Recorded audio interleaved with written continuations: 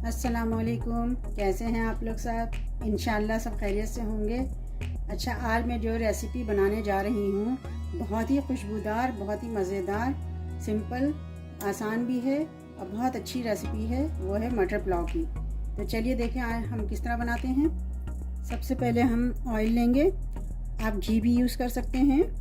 Oil हमने लिया है ये 4 टेबल स्पून है ये।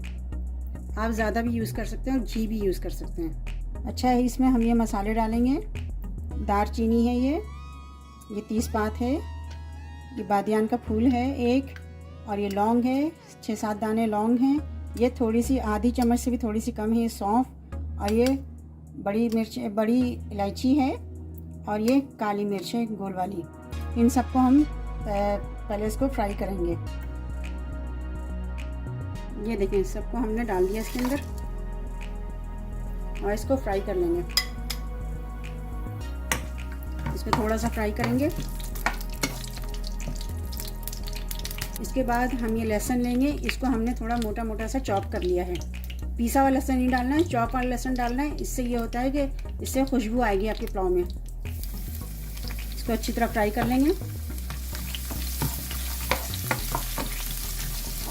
अच्छा, ये आधी कप मटर है, क्योंकि मैं 3 लोगों के लिए बना रही हूँ, तो मैंने 1.5 कप जो है मैंने चावल लिया है। आधी कप ये मटर है, इसे डाल देंगे इसके अंदर। ये मटर मैंने उबाल के रखा हुआ था, उबले हुए मटर है। इसको मैं हाफ कुक करूँगी। इसे भी अच्छी तरह मिला के हम फ्राई कर लेंगे। और 1 टेबल स्पून ये हरी मिर्च है, इसको मैंने मोटा मोटा चॉप कर लिया है। पीसना नहीं है, चॉप करना है। देखें, इसे भी मिला दिया। 1 टेबल स्पून नमक मिला दिया। इसे हम अच्छी तरह सबको मिक्स कर लेंगे। और मैंने चावल है, इसको धो के रख लिया था और 15 मिनट के लिए इसको भिगो लिया था। ये चावल हम डाल देंगे पूरा इसमें।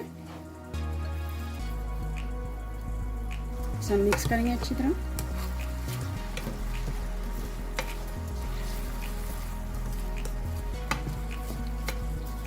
अब इसमें हम थोड़ा सा पुदीने की पत्ती मिला देंगे और थोड़ा सा धनिया है। धनिया कम है, पुदीना ज़्यादा है, मिला देंगे। और इसमें ये हमने 1.5 कप चावल लिया है, तो 2 कप हम पानी डाल देंगे, क्योंकि हम इस पर पका रहे हैं, प्रेशर कुकर में नहीं है, लिहाजा हम इसमें पानी थोड़ा ज़्यादा लेंगे। 1.5 कप चावल है तो 2 कप हम इसमें पानी डालेंगे। अब इसे हम मिक्स कर लेंगे। नमक आप अपने जायके के मुताबिक रखिएगा। अभी हमने इसे थोड़ा तेज़ फ्लेम पे रखा है। जब इसमें थोड़ा उबाल आने लग जाएगा तो हम इसे मीडियम पे कर देंगे। अच्छा, देखें चावल में उबाल आ रहा है, तो मैंने फ्लेम को मीडियम कर दिया है, मीडियम से थोड़ा कम कर दिया है। और अब इसे मैं ढक दूँगी। इससे ढक के मैं इसे मीडियम से थोड़ा सा कम फ्लेम पे रखूँगी।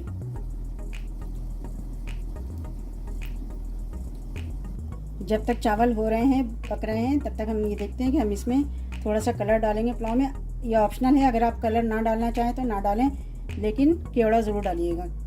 ये कलर में मैं थोड़ा सा मिला दूँगी केवड़ा।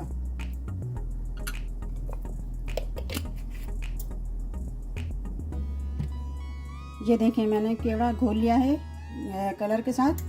अगर आप कलर यूज़ ना करना चाहें तो आप खाली केवड़े का इस्तेमाल कर सकते हैं पुलाव में। पुलाव में केवड़ा डालने से या केसर डालने से अच्छी सी खुशबू सी आ जाती है। मैंने पुलाव की फ्लेम जो है धीमी कर दी है। इसको मैंने दम पे रखा हुआ है, हल्की आंच पे पकता रहेगा ये, जब तक हम इसके लिए रायता बना लेते हैं। अच्छा, 10 मिनट बाद हम देखेंगे ज़रा इसको।